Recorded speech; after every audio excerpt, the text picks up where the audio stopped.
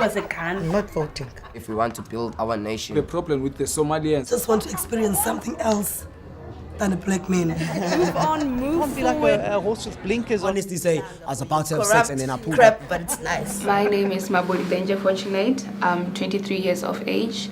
I'm currently doing my final year in Bachelor of Social Science in Psychology and Sociology. My name is Mikhail Goliath. I'm turning 22 this year and I'm a second year student at Damlin Mowbray studying public relations. I am Nonguleko Ulana, studying public relations in Damlin Mowbray, 27 of age. My name is Lindiwe Dlamini. I am a postgrad student at the University of Cape Town and the founder of Injabulo Project. I'm Sifukazi Chief and I study at Damlin. I'm doing my second year. I'm turning 21 this year and I'm studying PR, public relations. Regarding cyberbullying, for me, it would have to do with this, what we call Black Twitter. It has to do with a lot of cyberbullying to me, personally, because there's a lot of personal attacks towards someone. Doesn't matter how you take it, you just have to take it and it has to become a joke to someone else. And then some people need to be literate. If you're not literate about certain topics or you just made one mistake, you become a victim of the whole world. You become a joke to the whole world. And not everyone actually has that whole thing of, I can study at A, B, and C type of thing, or I can actually have a conversation with you. The minute I make one mistake, it's like online, we are structured, there's terms and conditions that we need to abide by. The minute that you go by, we know that Black Twitter is waiting for you. And there's always those memes that goes, we're ready for you. And then people just start attacking you. But some people don't take it well. Some people cut themselves. Some people actually kill themselves. And then only when something shocking happens, then we actually pull ourselves towards ourselves to saying, what has happened is actually wrong.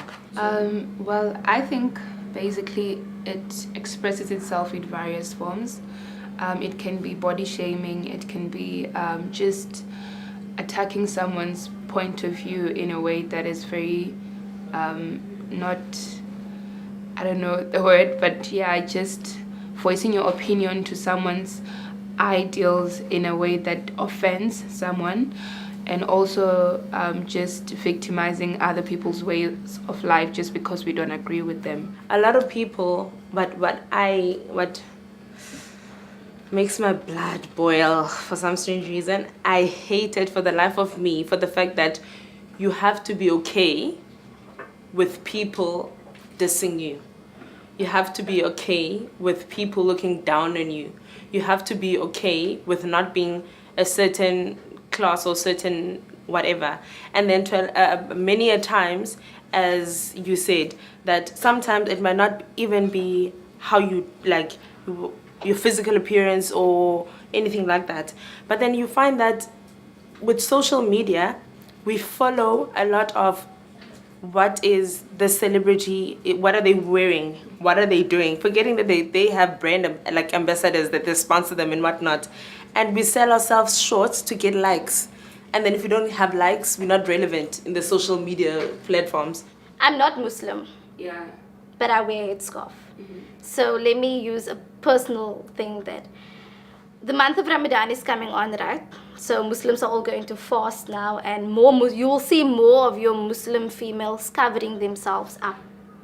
And it is in this time that they are being attacked on social media like heavily. Everybody's like, throughout the year you wear a bikini, and throughout the year you do this and you do that and you do that, and yet now you want to cover up. Like, I get that you want to tell them whatever, but is it really necessary to go on someone's wall and write, throughout the year you do this, that, and that, and that, and that, and that, and that, and now you are infringing upon a right to celebrate her religion the way she wants to. And if throughout the year she wants to wear a bikini, that is her right to do that. And if when Ramadan comes, she wants to put on the long skirt and to her ankles and cover up and put on a scarf, it is okay. Just because you don't agree with her way of doing it doesn't mean that you need to be out there gunning her personally. Why don't you inbox her and tell her? I think for me, social media reinforces certain social stereotypes that still exist today in terms of policing how women should wear, how women should be. Yeah, so for me, it's one of those things where in as much as we want to portray how a woman should be or just ignite these social norms that should be followed, it's very important to also address the social stereotypes that still oppress women in the current day. So it's not about saying women are selling their bodies, but also about assessing what is it that makes us say that. Are we oppressing women in the process of trying to be morally right? Yeah, we are definitely taking their agency. I mean, if you do not give a woman an agency for them to say, I choose to wear this scarf because I feel it looks nice on me. Whoever thinks whatever, that's their own thing, you know? Like, if you say, I mustn't wear a scarf like this because as a married woman, I'm not supposed to be wearing a scarf, then you kind of taking away my choice as a woman to say, I choose to wear these hot pants and take this picture. It's my choice. I like my body. I want to flaunt it. You know what I mean? There's also like, there's like so much gray in between, because like you can't just like make it black and white and like you either do the right thing, you don't post your pictures of you half naked on social media, or you do post your pictures on social media. But how is that going to be like portrayed into the public? How are you going to react to what you receive, the kind of feedback? For instance, Skolopat. I'm sure you guys know about Skolopat, the lady in a yellow dress. She was in the summons. She wears very revealing clothes and like has like a lot of nude pictures of her on Instagram and like other social media pages. And has even like said it on social media that her daughter is the one who takes most of her nude pictures. If you look at that story, Skolopat is taking an agency to say, this is my body, I'm going to do whatever I want with my body. And then a couple of months later, Skolopat was was gang raped by a group of men. And the comments on Twitter, mostly from men, were like, she deserved it. She shouldn't have dressed like that. She shouldn't have. And then while we're trying to pass the message to say, as a woman, I should have a right to wear whatever I want. I should be able to be free. Like, people must not rape me just because I decided it's hot, I want to show off my body. Like, what's wrong with me doing that? I must agree with you. It's a complete gray area, because in one aspect we are saying as a woman I need to be free and I need to be able to dress and do exactly what I want. And on the other aspect we are saying that if my 9-year-old daughter posted that same nude picture, I would have a problem with it.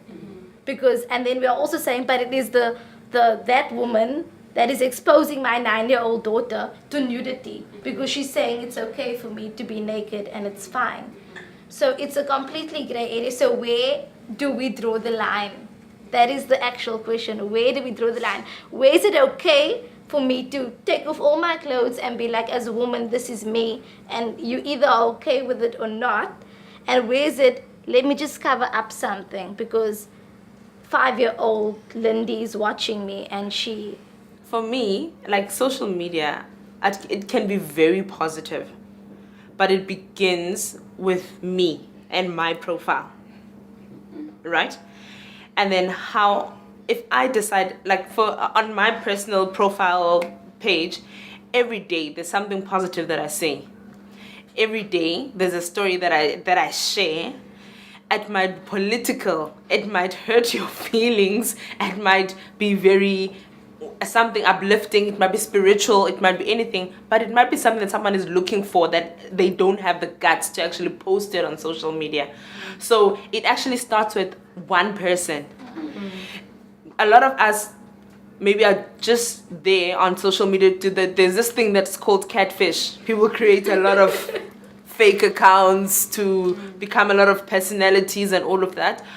But you can take your own personal account, make it your own, decide that this is how I would like the other person to like be received, or make someone feel better in any form or any kind of way. Maybe transgender, male, female, whatever, but do something that is good just for you. I think everything is started with a noble intent. Nothing is started with the intent to destroy anything. So it does take away a lot of the human aspect of interacting with people, but it does also bring people together. Because what about the chick that is sitting in South Africa that is actually from the UK that wants to Skype with her mom? Without social media, she wouldn't have that. She would have to wait 3 months for a letter to be posted back and forth. Yeah, she can call when she's actually going through something now. She can take her laptop out, Skype her mom, cry over the phone, and be like, Mom, I don't want to be here anymore. I don't want to study anymore. Help. And mom can give the pep talk. Adding to your point, I think people actually overuse social media, if I can say that. Yes, we need social media. We need to make our portfolios. We need to send out what we like and what we want to do, but we overuse it. I seriously don't get using social media all the time. Like, people use Facebook like all the time. You start in the morning, you've been uploading things. Do you actually work on Facebook? I really ask myself that. And you get paid for it. There was another social media trending thing going where Alicia Keys took all her makeup off. And it's the natural movement for women, for black women, black colored women all over the world. And I think it is beautiful. I don't know who else feels offended about it, and I really don't care, but I feel it's beautiful. It is telling our daughters, like, you don't need that. If you want to wear the MAC, go for it, but you don't need it. Take off the makeup. As a black woman, embrace your thick hair, embrace your skin that is dark and cocoa, and just be like, I'm okay with this, and it's good. And that, I think that was a really positive movement that was happening on social media. Yeah. That was also about agency as well. That operation Alicia Keys started because it was body positivity. It was her own choice to do that. Most of the women who commented on this, we did say, holla to you, girl. Do best. We love you. We're still gonna listen to your music. But some of us, we prefer this. We like it. There's nothing wrong with that. I think that, especially as South Africans, it is because we say that we have freedom of expression, and it is outlined in our constitution and all these things and all these wonderful things that go along with being free and being in a democratic country where you actually have a voice. It is important that we say how we feel about certain issues. But in saying how we feel, that we are conscious of the rights of other people and their feelings and things. Don't infringe upon someone else's right because you feel that this is what you want to say. Don't do that. Don't hurt someone else in the process while you're hurting. My dream is to empower women. My personal dream is to do some charity work. My dream is to be the best version of myself. My dream is for all women and children to be safe in South Africa. My dream is actually to motivate people and get people together to reunite again, because now we're kind of separating. If we could reunite, we can be the best in the world. Yeah, Z, you should ever sit and talk with people, or else take a walk and create a straight talk.